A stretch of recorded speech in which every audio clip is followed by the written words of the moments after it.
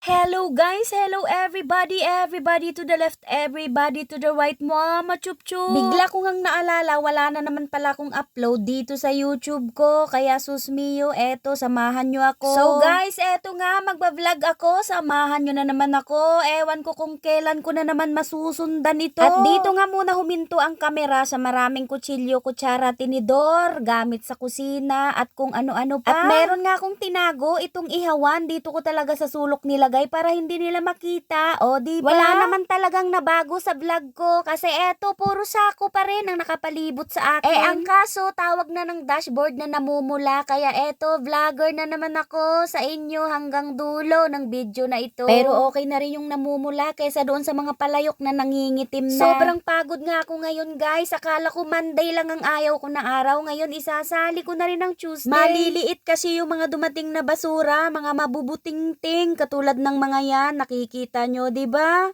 Yung mga yan, ako ang hirap pilian. Dagdagan pa nga na ang mga kasama ko mga Koreano.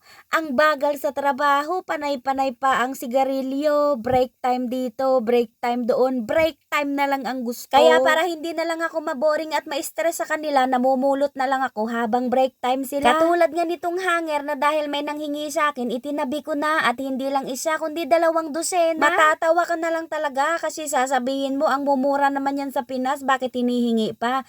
Pero ako natutuwa kasi pinupulot ko lang naman yan, diba? At ang mga ganyang klaseng hanger, napakarami dito, sinusunog ko lang yun kasi ang hirap, hindi kaya ng makina. Nakikita nyo naman kung gaano nakarami at tambak ang trabaho ko, kaya mas maganda yung merong nanghihingi, nababawasan ako. At bigla ko ngang naalala yung mga napulutan ko na itinabi ko doon sa sulok. Pagka hindi ko pinasok sa kwarto ko, nako, good luck na lang sa tomorrow na mapupurgit ko. Eto ngang puti na any box ang nakalagay, ang dami mong mailalagay, mga makeup, baon, at kung ano-ano pa.